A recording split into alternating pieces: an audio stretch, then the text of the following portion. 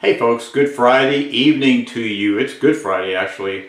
After a long week at work, I like to cook a steak on Friday night. That's kind of a tradition I've had for a very long time. I used to use my Weber charcoal grill pretty exclusively. About 11 years ago, one of my clients who works for Weber offered me a gas grill. This gas grill was pre-owned. I didn't really need a gas grill. Kind of didn't want one since I used my charcoal grill so much, but he gave me an offer I couldn't refuse, and that was the grill, 2 propane tanks, a very expensive cover for it, new flavorizer bars, new burners. He came out and set it up, and he was going to give it to me. I really couldn't accept it that way. So anyway, I paid him, and I got it. That was about 11 years ago. Since then, I've probably used this gas grill, I can't even count how many times, at least 100 times. With cast iron grates that I bought at Amazon, and they impart a lot more flavor. They season like an iron skillet, which I really like, and they really endure the outdoors. They don't rust. They're really nice to cook a steak on. Once you get it to tap and put it on there, you can put very nice grill marks on it. This one's small, so it's just got a burner. It's actually got 2 burners, one in the front, one in the back. I fire at the front burner, I heat up the back burner, and once I get my grill marks and kind of make it look pretty, I move it to the back burner and let it finish up cooking.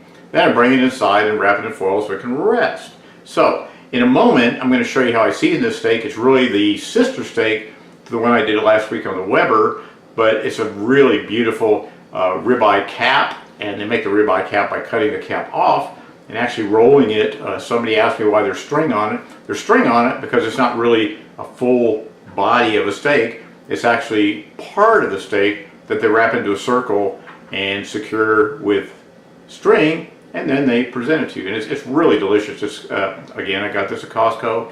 It's marbled beautifully. In a moment, I'm going to show you how we season it, and then we're going to go fire up the gas grill, and we're going to cook it. Thanks so much. I'll be right back at you. As you can see, this is really a beautiful steak. It's nice and thick. It's that cap of ribeye that I told you about last week. And the only difference this time is we're going to cook it on the gas grill. I love using my charcoal grills, especially my big pit in tomorrow. One of my friends at work, David V, I asked him if he wanted ribs or pork shoulder. He didn't know. He never had pork shoulder, so tomorrow I decided I'd do both. So right now, I'm going to finish seasoning this. I put some Worcestershire sauce on it, just to kind of be a binder, and then I'm going to put some fresh ground pepper on it. Just like that, not a whole bunch, just enough to give it some character.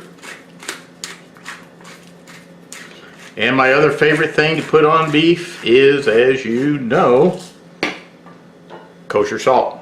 And some people call it sea salt, kosher salt. It's just really coarse ground salt. The regular salt you buy in stores, like Morton salt, not to slam the name, but the really fine salt, it's got a lot of stuff in it. The kosher salt is really a nice product. It lends a nice character to any kind of beef. I use it on practically everything. Tomorrow I'm going to use it on the ribs and the pork shoulder, and I'm going to put it on the big pit. So right now I'm going to let this sit a little bit and let the seasoning kind of blend into it, and then I'll be right back. Please give me a thumbs up and please subscribe. I appreciate all of you, all my friends at work. I hate to be a pain sometimes, I know I am, but I love all you guys and girls. So anyway, hang with me. I'll be right back. Hey folks, our grill is heating up nicely. I fired it up a few minutes ago. It's almost at 450 degrees. I'm going to let it go a little bit more, get the cast iron grates inside kind of warmed up so we can sear our steak properly, and then I'll be right with you. I hope you had a good Friday, and I'll look forward to talking to you tomorrow when I do the pork shoulder and rib recipe on my big smoker. Be right back. Okay, our Friday night steak is ready to put on the fire. I'm going to open this up.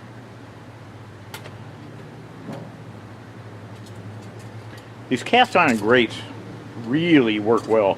The original Weber grates on a gas grill are kind of like sheet metal, and they burn out pretty rapidly, and I don't know, I like the cast iron thing, kind of like an iron skillet, but I'm going to put this on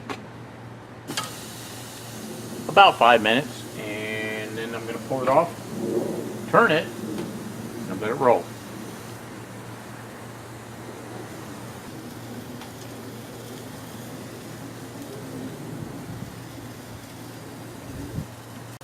This is really a beautiful steak. As you can see, it's just kind of gently being bathed by the flames of this gas grill.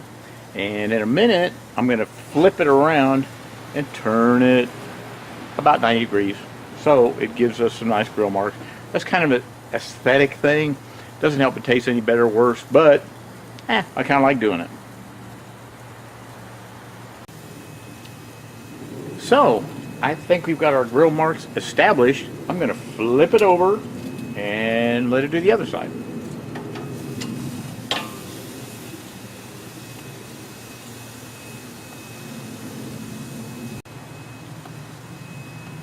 It's going to be a fine tasting steak, my friends. I want to tell you last night that T-Roy has a Thursday evening chat session, and JB joined him, and they actually gave me a shout out. That really meant a lot to me. Your thumbs up and subscriptions mean a great deal to me. I would really appreciate it if you do that for me. Anyway, I'm going to give it a rest and come back when I turn it. Thank you. Okay, I think this steak's about done. This is a toothpick. I'm going to just kind of probe around in there. It's very much like butter. When you buy these USDA prime steaks like this, that's what you'll get. These are really very much a cut above what you'll get at any, I say any, at your normal grocery store. I'm going to pull this off, put it in foil and let it rest for a few minutes, then we'll cut it up. Be right back with you. Thanks for hanging in there. SteenSmokeHouse. Hey folks, this steak has been resting probably about 5, maybe 8 minutes. I guess to me, if you have to go out and buy a steak at a restaurant and it doesn't come out as good as one you can cook yourself, what's the point? I'm going to cut into this. It's really juicy looking. It's got really nice grill marks, and the steaks you buy at a restaurant, I don't think are going to compare. Number one, they don't use prime, and I always use prime. So I'm going to give this a little slice and see what it looks like. When you buy USDA prime, it's going to have a lot more marbling inside, and when you cook it on a grill like I did, it's going to be a little more red. That doesn't mean it's underdone, it just means it has a different color. I'm going to cut into this and you can see what it looks like. It cuts like butter. Alright, I'm going to eat this piece.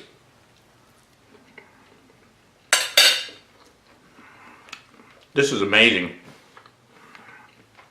Buy USDA Prime. If you can do it, buy it. This has so much character, so much flavor. It's good stuff.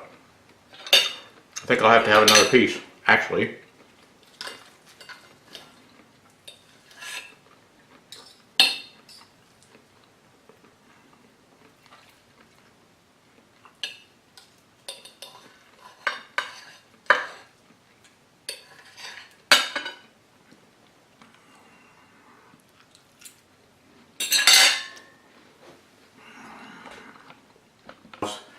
Thanks so much. This is really fun to do. It's really easy. It doesn't take a lot of money to invest in a kind of a simple grill or a gas grill. And like I told you earlier, that grill, I may have $100 in it. I bought cast iron grates for it later, but man, I'll tell you what. You get home after a hard day of work, buy your steak, season a little bit, put it on your pit, whatever that pit may be. I think you're going to like it. Give me thumbs up. Subscribe. I really, really appreciate you watching. Thank you. SteenSmokeHouse signing out.